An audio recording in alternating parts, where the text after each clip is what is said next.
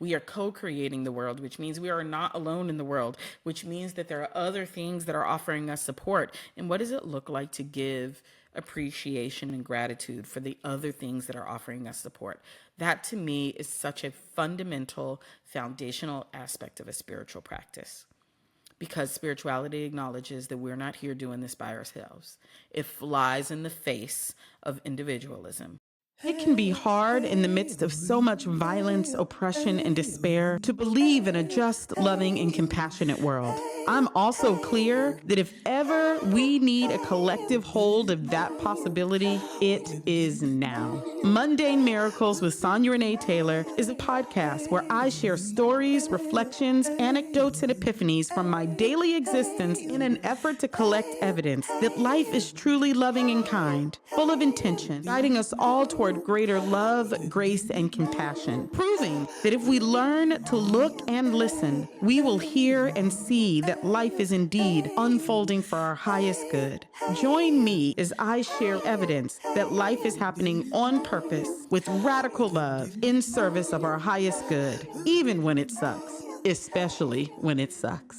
When I let my grief take up all the space of 1,000 oceans that were washing over me every day, I have to say,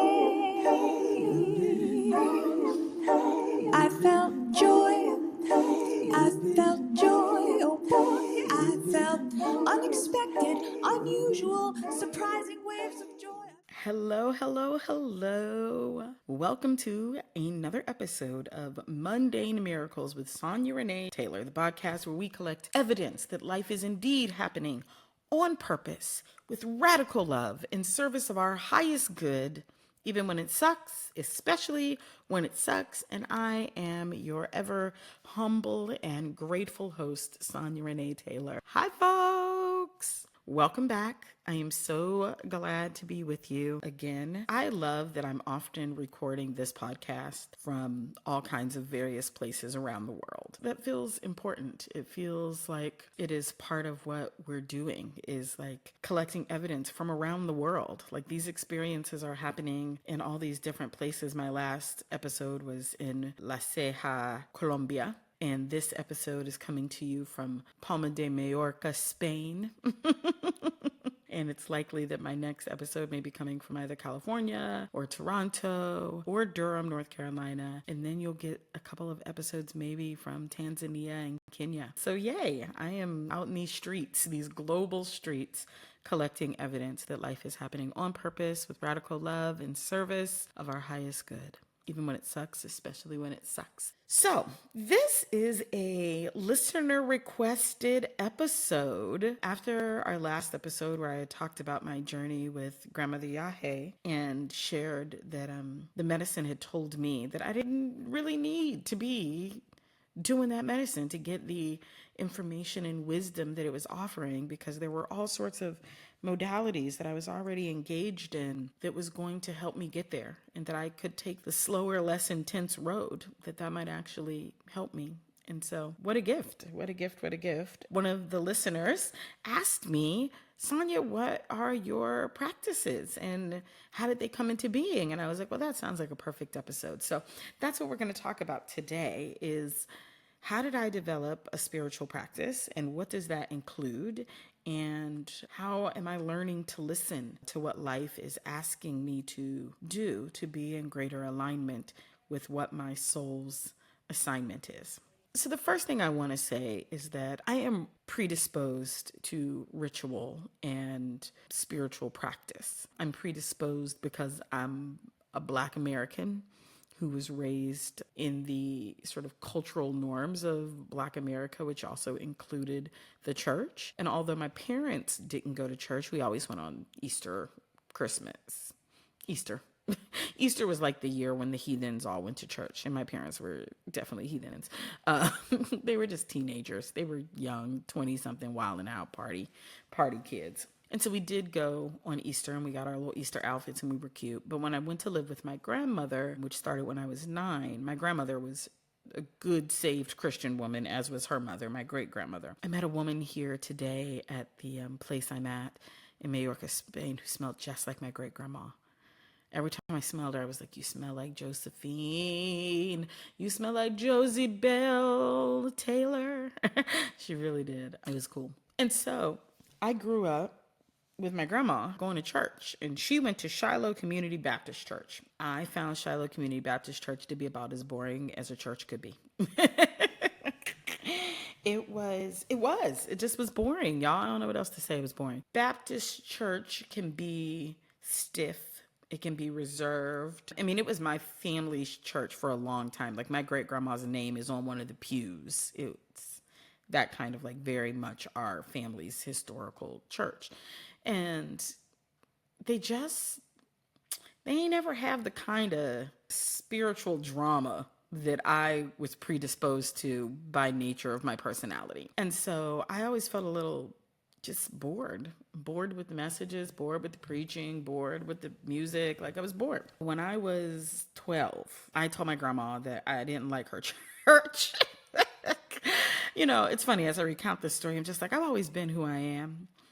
If I don't like it, I'm probably going to say something. And so I told my grandma I didn't like her church. And then she said, well, you need to find a church, but you got to go to church. You don't have to go to my church, but you got to go to church. And there was a church across the street from my grandmother's house in this red brick building. Not a Catholic church, but like a Episcopal or a Methodist, one of them derivatives of the Catholic Church. They had a church sharing process. So there was a small little black church that met there after the other church, and it was called Missionary Temple Church of God in Christ. So I decided I was just going to go check out this church. Now, really, I was checking out this church because it was close. I was like, oh, wait a minute. I could go to church in my backyard. Why would I wake up early on a Sunday morning to go to a church that's boring when I could wake up later and then just go to the church that's literally out the back door? Because efficiency is my middle name. Because I'm a projector. So a little shout out to human design there. I went to this church, and it was small. You know, it's a little small family church. Pastor Jones, Leonard Jones, the whole family, the whole Jones family went to this church. And then there was like a white woman named Sister Tess. And then there was a woman named Sister Linda and her 2 children. And they went to this church. But everybody else was kind of related. But what was true about this church is that the people sang and they fell out in worship and praise, and they wept and cried to the Lord, and they ran up and down in the aisles, and they were slain in the spirit. And I found all of it utterly intoxicating. I found the level of emotionality and drama and spiritual intensity so alluring. It wasn't just alluring because of the pomp and circumstance. Yes, that. But there was something so immersive. Like, whatever they were feeling it. And I was like, I want to feel that deeply about God. I want to feel like my heart is just split open in worship. I want to be immersed in this kind of love. Like, that felt incredible to me. And so I started going to this church, and I loved it. And I became very, very, very involved in church. I was on the youth ministry team. I was on the film ministry team. I did the announcements on Sundays. I was in the choir. I was on the youth ministry. Like, you name it, I did it. The first protest I ever went to was an anti-abortion protest in Washington, D.C. with my church. That's the first time I ever protested. And I think it's hilarious, the first time I ever marched in an action. Of course, I think that's hilarious because I absolutely went on to be a pro-choice activist for many years of my life, and women's reproductive justice activist for many, many decades after that. And I'm certain that Sister Naomi, my dear church grandmother, would never have imagined that I was going to do a full 180 and go in the complete opposite direction, but I did. And one of the things that I remember was this one time I was having a conversation with Sister Naomi, my church grandmother, the sister of my pastor, the one who just sort of took me in. Like, she saw something in me. She had a granddaughter close to my age named Nikki. Nikki and I became good friends. Nikki and I got into many shenanigans over the years. Different story for a different podcast. But Sister Naomi, yeah, was just, she really sort of adopted me into her family, and it was very sweet.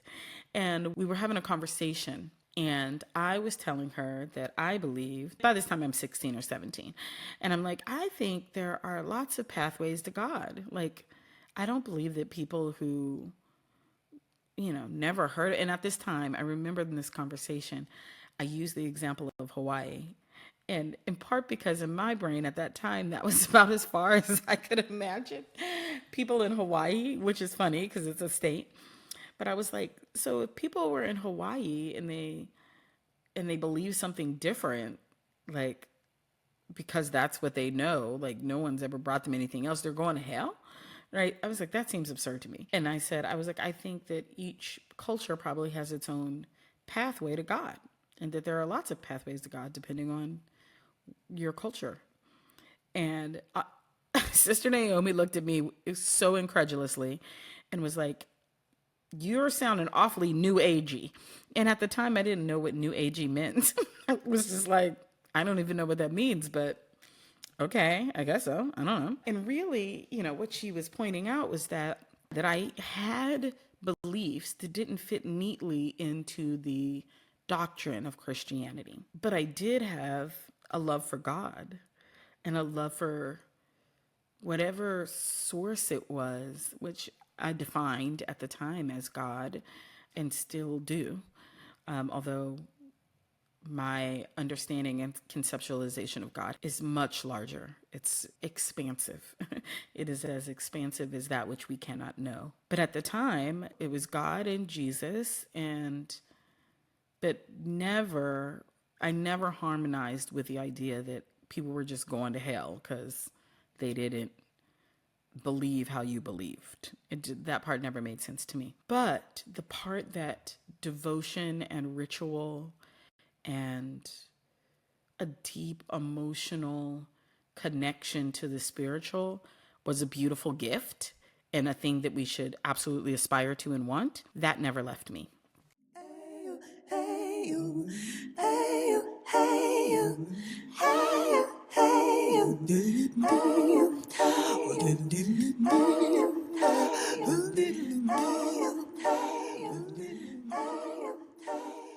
And I really appreciated the foundation of my good Pentecostal Church of God in Christ foundation that made me know intimately that I had a connection with God. And that while I did not keep the doctrine that I was taught and the rules and rigidities, the things that the humans made up, I didn't keep those. But what I did keep was a deep, sacred, ritualistic relationship with the divine that stayed with me. And so, so praying and fasting, I grew up doing those things. I grew up like writing youth sermons. And the first time I ever wrote a youth sermon, I wrote a sermon about love because that was always my orientation. No matter what, my orientation was that God is love. I felt that from the very beginning and it's never left me. And so anyway, that's my sort of foundation, which I think really set the stage for some of my practices, even though they've evolved and certainly now include things that I'm sure my church back then would tell me I'm going to hell for. I'm very clear that they do not align with those doctrines. And that's okay. Like I don't feel any kind of way about that. So fast forward, way fast, I started going to 12-step programs in 2002. And anybody who has followed me over the years, that you might know that I struggled with and navigated what I identified as sex and love addiction and compulsive behaviors around sexuality and compulsive relationship to romantic relations and romantic and sexual relationships. And I started going to 12-step programs in 2002. And, while 12-step programs do not have any specific religious doctrine attached to it, it does believe in God. The second step is I came to believe that a power greater than myself could restore me to sanity. I turned my will and my life over to God as I understood God. Right. And so there was a spiritual foundation in the 12-step programs, and people have all kinds of opinions about 12-step programs, and they work for who they work for and they don't work for who they don't work for. And that's fine because we are unique beings who have different paths. But I found it tremendously helpful.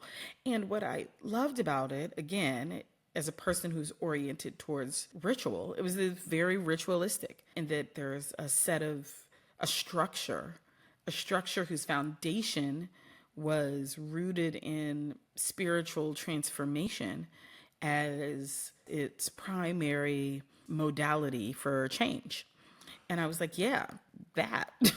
And so I found myself with deep resonance with 12-step programs. I found myself with deep resonance around the ritual of prayer, that the serenity prayer was something I could say at any given time that would help me sort of reorient myself and surrender. If you don't know the serenity prayer, it's goes, God, grant me the serenity to accept the things I cannot change, the courage to change the things I can, and the wisdom to know the difference. And literally, I could find myself in a position where I was uncertain and say that prayer, and it would help bring me clarity. And so I guess I'm naming the first location of my own spiritual practice as a practice of prayer. It's the first one I learned how to do, and it was the one that was most consistently woven into my life. I also grew up saying prayers at night. We grew up saying grace before dinner, and we grew up saying a prayer before bed, and we grew up saying, now I lay me down to sleep, I pray the Lord my soul to keep, and if I die before I wake, I pray the Lord my soul to take. Amen. So that was my prayer when I was a little girl. It's funny, I'm certain I haven't said that prayer since I was 7 years old. And then when I went to live with my grandma, we learned the Lord's Prayer. Our Father, which art in heaven, hallowed be thy name. Thy kingdom come, thy will be done on earth as it is in heaven. Give us this day our daily bread, and forgive us our trespasses as we forgive those who trespass against us. And lead us not into temptation, but deliver us from evil. For thine is the power, the honor, the power, and the glory. Amen. And so I grew up saying prayers. Now, I didn't know what those meant. I didn't know what those meant. But I did know that there was ritual before bed and that there was ritual before eating. And those things became a foundation for my spiritual practice that remain today, which is, how do I express gratitude to the divine for what it is that I receive? And how do I express gratitude at my rest for the day that I've had? And so what I would offer for those who do not come from a organized religious background is that the practice of gratitude in the form of prayer is a profound gateway into spiritual practice. It is so easy. It doesn't have to be attached to God. It doesn't have to be attached to anything. It can be attached to simply, I am in gratitude for. I am expressing gratitude for ... And throughout the day, using it as an opportunity to open your day and using it as an opportunity to close your day. When you are receiving something that is life-giving, like a meal, using it as an opportunity. So part of spiritual practice is the practice of gratitude, is the practice of saying thank you to whatever energies have made something beautiful, enjoyable, helpful, nourishing, supportive in your journey. And what I think it does is it helps us break out of the story of individualism. It helps us break out of the notion that we're doing it by ourselves, that we somehow are the ones who are coordinating this, and we somehow are the ones that are making the thing happen. We're not the ones that are making the thing happen, that it is happening in conjunction with us, that is happening in support of us. We are co-creating the world, which means we are not alone in the world, which means that there are other things that are offering us support. And what does it look like to give appreciation and gratitude for the other things that are offering us support? That to me is such a fundamental, foundational aspect of a spiritual practice. Because spirituality acknowledges that we're not here doing this by ourselves. It flies in the face of individualism, which is one of the cornerstones of Western capitalist, white supremacist, heteronormative hegemony. So if you want to know an easy way to begin to interrupt some of these systems, gratitude. Powerful way to do that. And so prayer and gratitude became a foundational part of my life, and 12-step programs absolutely sort of supported and helped me continue to express those in a ritualized way. So that was sort of some of the beginning of my practices. And by this time I had left church. I found the inconsistencies to be too much to reckon with. It felt very clear to me. I was like, the same people who I think create harm and violence in society are the same people who translated these words to utilize them for domination and oppression. And so I just can't co-sign that. And so I found myself really resistant to organized religion in that way. But I still felt a deep connection and resonance with God. And so I think 12-step programs were the way in which I still stayed connected to God, even though I wasn't in the church.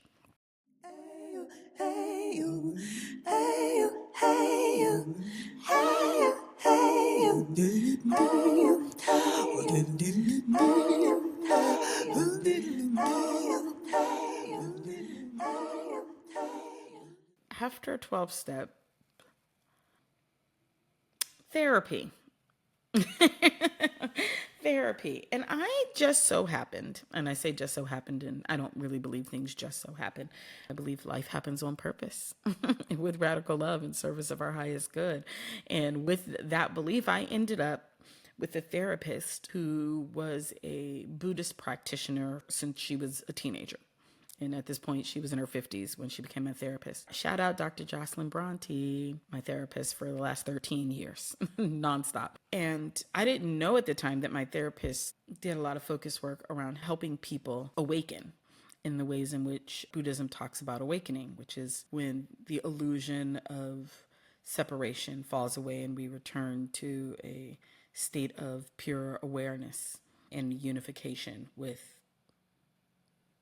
awareness.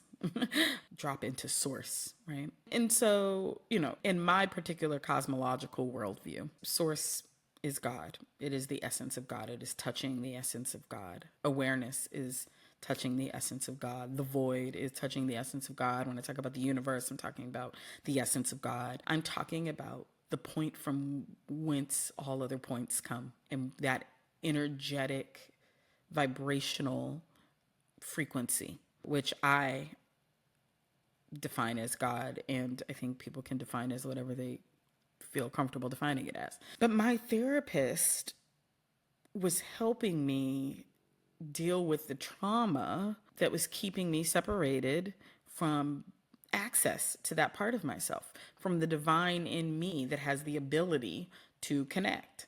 And so therapy was a massive part of my practice. All these things sort of came right around the same time. So 12-step happened for many, many years on and off from 2002. And then I started seeing my therapist in about 2011, which was the same time that I founded The Body Is Not an Apology. And actually, I founded The Body Is Not an Apology in February 9th of 2011. And I started seeing my therapist in March of 2011. So it was this very quick, basically it felt like life was saying, oh, you're going to need all these tools at once. You're going to need all these things to support these other things. Because The Body Is Not an Apology was deeply spiritual work. It was just spiritual work starting from the location of the body. But it was very clearly deep spiritual work for me. And so much of what I was doing was about learning how to be with this deep spiritual work. And so if you all recall, anybody who has read The Body Is Not an Apology or followed our work, one of the first things we developed was 10 tools for radical self-love.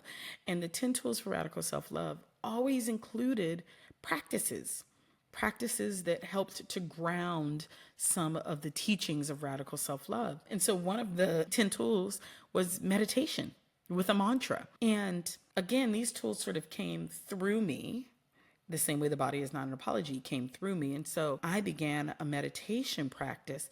Actually, the first time I began a meditation practice was about 2009 is when I began. It's also when I first went vegetarian. And I didn't know it was a preview of 10 years later what would become a far more intense and intentional part of my life. But the original request was to go vegetarian. I was just directed. It sort of just came through the way that messages come through, but I didn't understand then that that's what was happening. So I was directed to go vegetarian and to start meditating. And so I would just take 15 minutes out of the day and I would just sit in silence. And actually, I'm sorry, I'm treating those like they happened in that order. What happened was I was told to start meditating. And I started meditating. And in my meditation, I was told to go vegetarian. I remember one time I was on a family vacation with a dear sister of mine at the time and her children, Gail Danley, and her kids. And we'd gone to Mount Rushmore. We had driven across the country. We drove through the Badlands, South Dakota, North Dakota. And we were at Mount Rushmore. And I stopped to meditate on the Lakota, part of the Lakota land. And I just meditated for 15 minutes. I just sat there and meditated. And that's when I got the message to go vegetarian. And so, in terms of practices, what I'm trying to sort of establish for you in the ways that it worked for me was that first, I was predisposed to a certain level of spirituality because I grew up in the church. But if you didn't grow up with that, what I'm proposing is that the first entrance is gratitude practice. That it's the first location of stopping and pausing and then being intentional about something, right? That is beyond just you as an individual. That's what a gratitude practice is. And prayer, again, gets to not be specifically directed at God, if that is not your orientation, but it is an understanding that there is energy that is beyond you. You don't have the ability to make a tree. You could receive a seed, right? Like you could receive a seed and plant a tree, which means you could steward the creation of a tree, but you don't have the ability to create it. Right? Which means there's something above you. There's something else that makes stuff that ain't you. You don't have the ability to make an ocean, right? You don't have the ability to start all of life. You could start some, and there is some life that you could start, but you don't have the ability to start all of life, which means that there are other things at play, right? So this is for folks who don't have an orientation toward God. My invitation is that there is an orientation toward the divine that you can step into, and that orientation is about acknowledging that there are forces greater than you, meaning that they can do things you can't do, right? And greater doesn't mean better. Greater doesn't, let's deconceptualize hierarchy in the ways that we've been oriented toward it. It doesn't mean better, but it does mean that there are energies that have capacities you do not. And what does it look like to acknowledge that?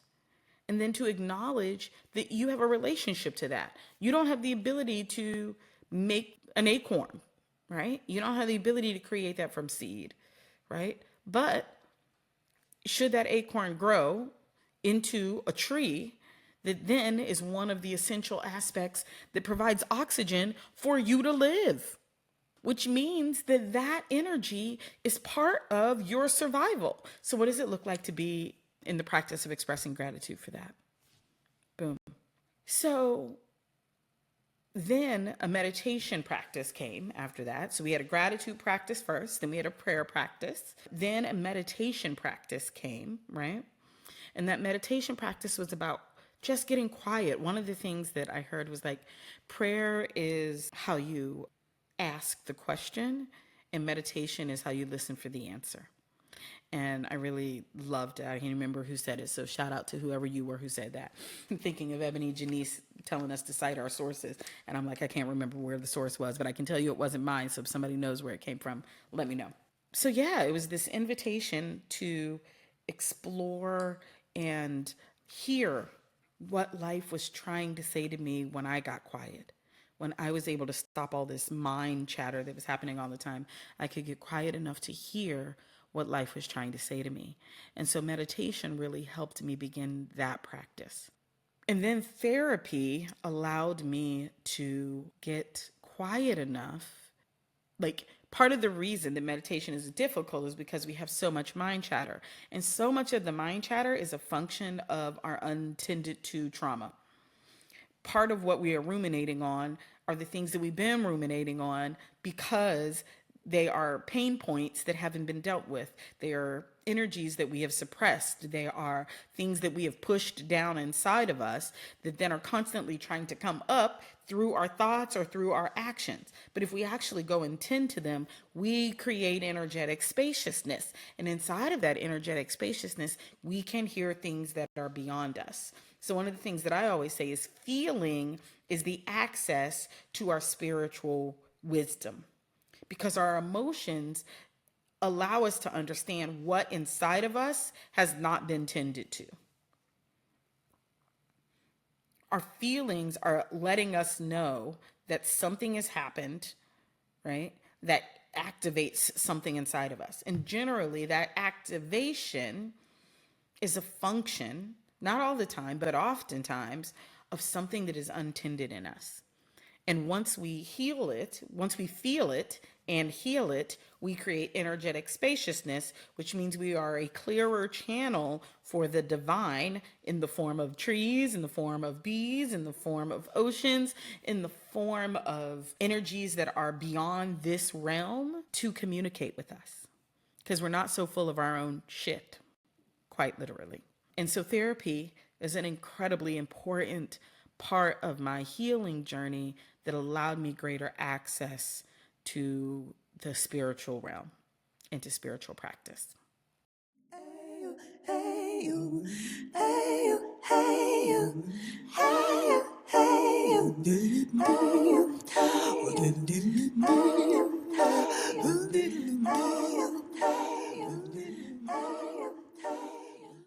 And what's true is, after I began therapy and began sort of clearing some of these really old stories, there was a culminating point, and you all have heard me talk about this if you've listened to me in other platforms, and I haven't done a full podcast episode about the collapse of 2020, and I imagine that I will indeed do a full podcast episode on my own platform detailing the unfolding of that experience, of my awakening experience. But what I can say is that many of my practices sort of got formalized and concretized during that time. And some of the ones that were the most important to me during that time were, I already had a tarot practice. I got my first oracle deck, the Osho Zen Tarot, and I got that when I got my dog. When I got Anastasia, and the Osho Zen Tarot deck came at the same time, which means that they both came in 2008. So that was the first time I bought a deck, and I found that deck to be really interesting. It was the only one I had. And then maybe around 2013, I bought another deck, the Ghetto Tarot, and that was my first sort of using the archetypes of the tarot. And then I sort of started becoming a collector of decks, and I found them to be interesting. They would just sort of call to me. And every once and again, I would do a reading. It was certainly not any kind of regular practice. And the benefit of tarot is not that it tells you anything you don't know. It tells you your energy. And I think what ultimately I want to say about all these practices is that they are practices of understanding energy. Our own energy. We are energetic beings. I have said this numerous amounts of times. If you're standing someplace and somebody walks up behind you, you oftentimes will know that someone's behind you. Why? Because you feel their energy. You have had someone whose energy you didn't like. You might not have even known them. They walked in the room and you could feel their energetic imprint. We are energetic beings, and our energy goes out before us. Before you, before your thoughts, before your words, before your actions, there is the energetic presence of something. And so part of what these tools offer us is the ability to strengthen our sensory abilities, our energetic literacy. You know, I was talking to my therapist about this one time, and you all may have heard me mention my hives, our energetic information. They very much tell me when it's time to transition something, to change something. I'm in an energy that my body doesn't like or wants shifted. It like my hives are talking to me. And what I realized was that my hives were presentient. They show up before I have knowledge of whatever it is that they're indicating. They show up first. And it's because they're responding to the energetic field of something before it happens. Like psychic hives.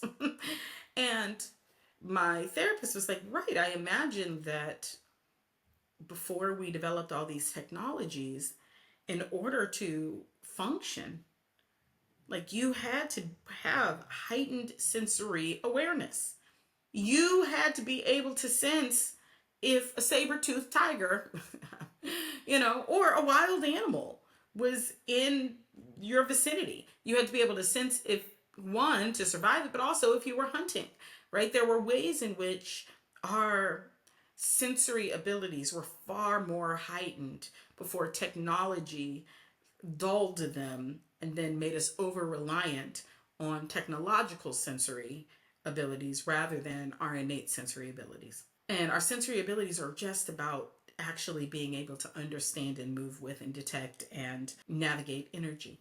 In tarot, is the cards give you indications of energies, the dynamics of certain kinds of energies that we understand: romantic energy, the energy of letting something go, the energy of being in our full power, the energy of like feeling fertile and abundant, right? All of these archetypes in tarot cards are speaking to energy. And when we do a tarot reading, what we're doing is saying, tell me the energy of these areas. And it's your energy. But here's what's also true is we're not separate. We're connected. So it is possible to be inside the energies of other people because we're all connected. When I started using tarot, I would just be asking questions about, something I wanted to know.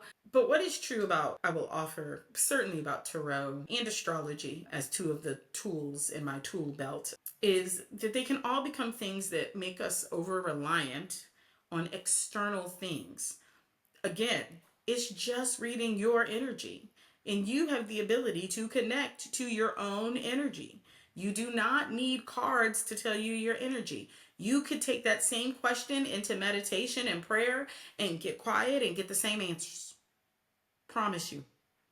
But it's a helpful tool to begin learning how to experience and be with energy. And so when the great collapse happened in 2020, the first thing that I did was I prayed, and then I picked up a djembe drum that was in my house, and I called on my ancestors. And I think that this is a really interesting piece, is that my first instinct was to call on my ancestors. I was in such pain and felt such devastation at the collapse of my whole life, like really quickly, that the only thing that I knew to do was to call on the energies that were above me. And I knew that there were energies above me. I knew that my ancestors, I knew that my mother and my grandmother and my great grandmother, the women of power and intentionality and deep love for me, that I knew they had to be holding me down. Like I knew that was the only way we was getting out of this. And I was, in a house alone, in lockdown by myself. And so I knew that there had to be something else that was going to support me through this time, because physical human contact wasn't going to be it. And so I began to really rely on and lean into ancestors and spirit guides and angels. And I was like, oh, there's got to be a whole other team of things working here if I'm supposed to survive this. and there was.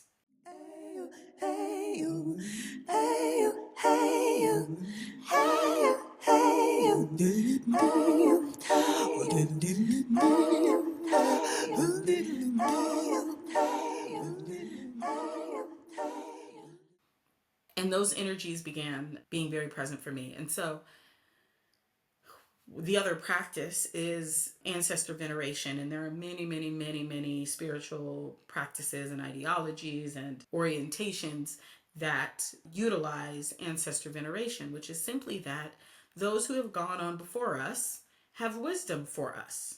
They have knowledge. They have things that they gathered in the earthly realm that are clearer and more understandable in the spiritual realm, and they desire to impart that information to us. And in so much as we decide to be in an intentional relationship with them, we can receive that information. And so I knew sort of intrinsically to call on my ancestors when it was all feeling like it was collapsing. And so I did. I called on my ancestors, and it was beautiful, powerful, incredible. All of a sudden, I had a power to navigate the moment that I didn't have before. And then after that, I began a daily tarot practice. I didn't know why I was doing this, y'all, but it was what was coming through, it was what was being led. And so I began to meditate daily and do a daily tarot practice. And it was like a 2-hour tarot practice. And what I realized was like, I was learning how to interpret energy. That's what tarot was giving me, was like a tool set to interpret energy. So it was a very big part of my practice for many years. And like I said, was practicing doing self readings like 2 hours a day, and then also doing readings for others. And astrology was sort of coming into the mix, but was not fully there. And so by this point, my practices are a gratitude practice, my practices are daily meditation practice, my practices are a tarot practice, my practices are a prayer and ancestor veneration practice. And part of my ancestor veneration practice involved creating altars for my ancestors, which again is like the invitation to bring intentionality to the energetic relationship you are cultivating. And we do this all the time, whether we realize it or not, right? Like we have the space in the room where you have the photos of the people who you really loved who've gone on, or you have the really special thing that someone gave you and it's sitting over here in a special place. Those are altars. That is altar creation. And so the invitation is to be intentional, right? To cultivate that space intentionally. And so now in my home, there are various altars. There are spiritual altars. There are altars for my ancestors. There are remembrance altars for our friends and loved ones who have gone on. There are altars for beauty and creativity and books, and like libraries are altars to books, right? Altars to learning. You ever be in a book nook and you've like, it's beautiful and there's a beautiful little chair and then there's a flower. Like the space was cultivated intentionally for a specific sort of activity of what I would call reverence, an altar. And I say that to sort of demystify these practices that we actually engage in all the time, but we don't treat them sacredly, although they are sacred. There's a part of us that knows they're sacred, and so there's a part of us that is engaging that, but we're not allowing it to fully integrate. We're not allowing ourselves to fully understand the context, to just go there 100%, right? To be like 100% 10 toes down. I'm gonna make an altar rather than like I'm gonna play around with it because it's calling through me, but I'm so indoctrinated into this system that tells me that I shouldn't take this seriously, or that it's bad or it's wrong or all these other things. It's an invitation to do it with intention and do it with sacred focus. And that's what elevates it to its highest energetic possibility, right? These ancestor altars that I had an altar at the time in the center of my house, and that altar included an ancestor to my altar to my child self. It was also where I did my readings at. It was a big, and maybe I'll share a photo in Patreon. If you're on Patreon, I'll share a photo of my altar during this 2020, during the Great Collapse, and I'll tell the story of it because it's a pretty cool story. So, and land ritual and land and water rituals. And again, all of this, y'all, just came through me. I was being directed. These were the practices that I was told to do through my spiritual guidance, because I called on them and said, please help me. And then they were like, say less. And then they had very specific things that they wanted from me. And so there was land and water ritual. There was land ritual around making offerings to the land that I was on, to clear energies that had been there that were no longer serving me. There were offerings to open up pathways. And I've had this for a while. Again, like I said, back in 2010 and 2011, when the Body is Not Apology first started, I had a project called a RUHCUS project, RUHCUS, Radically Unapologetic Healing Challenge for Us. And it was a healing and transformational challenge that I had developed early on. And I had transformation altars in my house. Someone had given me a bottle of water. The bottle said love. And then the back of it had all these things. You could love travel, love flowers, love food, love friends, like all of these things. And I would pour water in that bottle and leave it on the altar.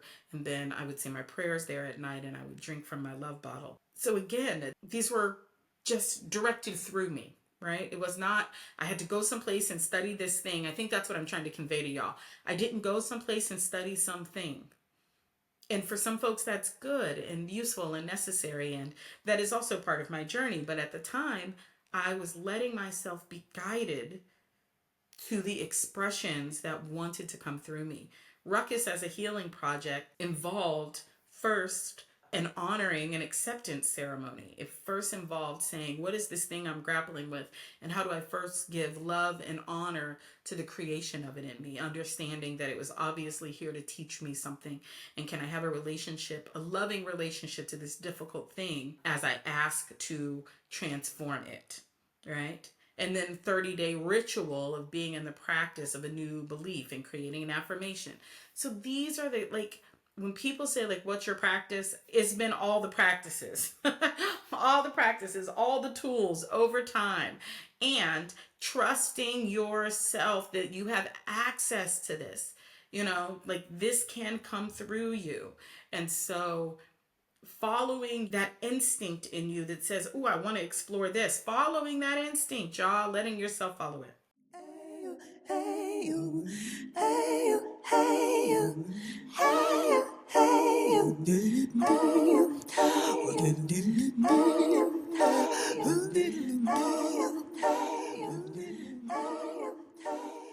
and then I think I want to talk lastly. So we had tarot and then land rituals, water rituals, and these don't have to be, let yourself be guided.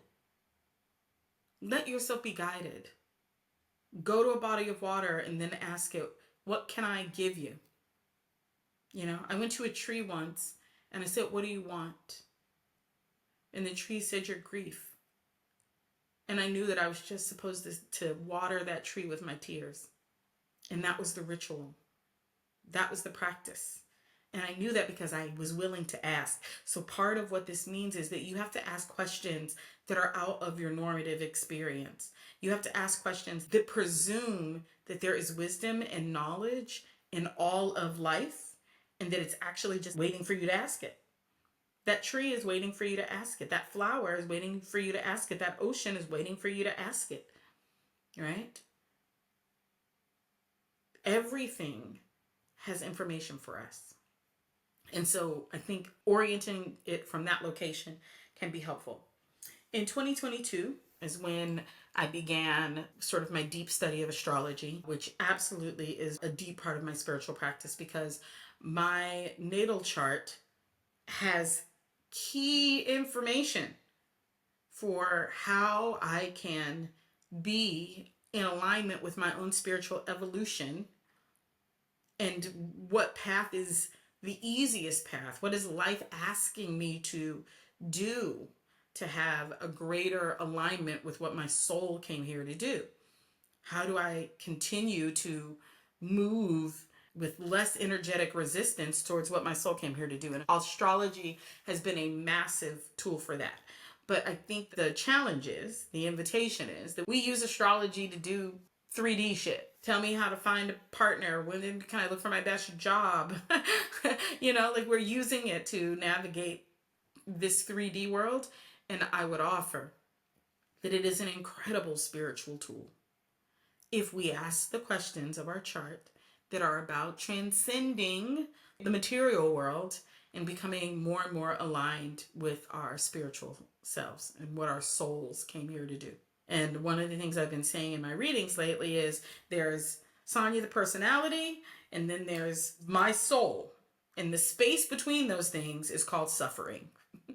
And the goal, my intention in the use of astrology, is to shrink the space between Sonya's personality and my soul, such that there's less and less and less suffering and greater alignment.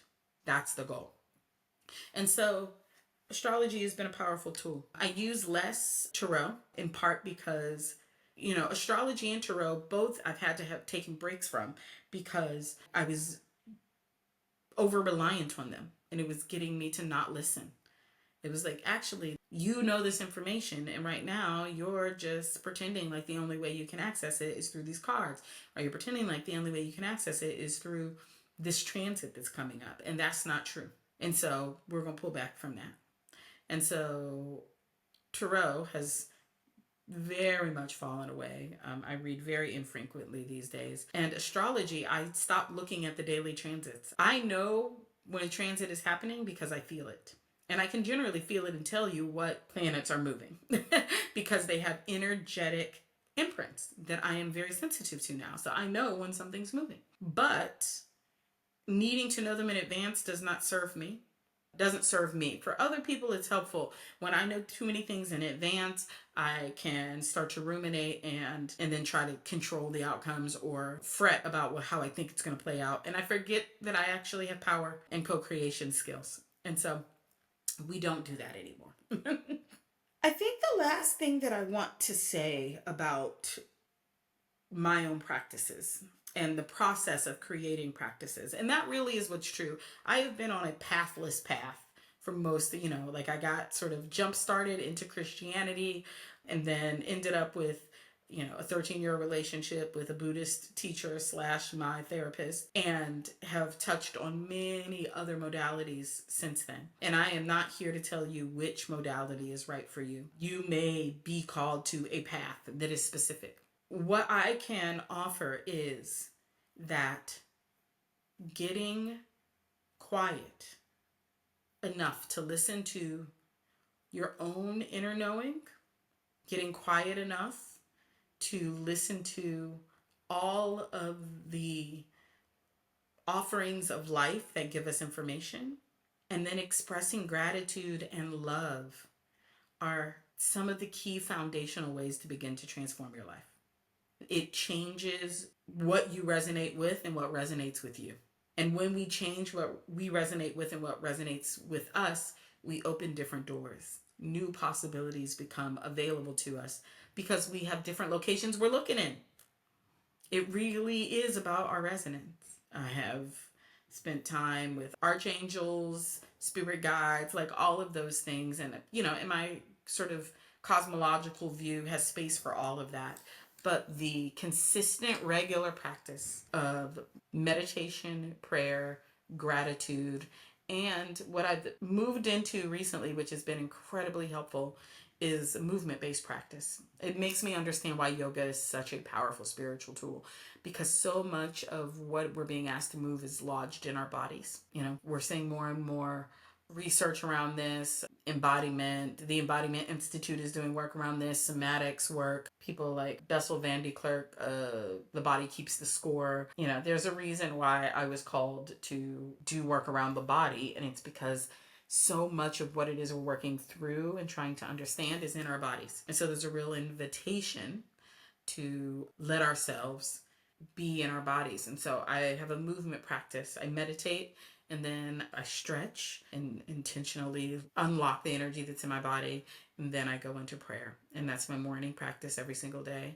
And at night, I have a movement practice, another stretch, movement, unlocking energy, and then prayer, and then bedtime. And I'm just now developing my nighttime practice, because it used to just be watch YouTube videos until I fell asleep. I was very good about how I awaken, but not so great about how I go to sleep at night. And so I'm actively working to change that now. All right, y'all. So that's Sonya's practices. And mostly I just want to impart to you to listen to yourself, to ask for guidance from wherever it is that you experience as sacred. Ask for guidance. And you'll receive it. I promise you will. And if you don't hear it on the first answer, keep listening, keep asking. It will come through. I hope this is helpful. I hope that whatever path you are forging for yourself, that it involves greater and greater relationship to your wholeness and your connectedness with everything else. Because until you know you're connected to everything else, then we aren't whole. Right? And the goal is for all of us to be whole.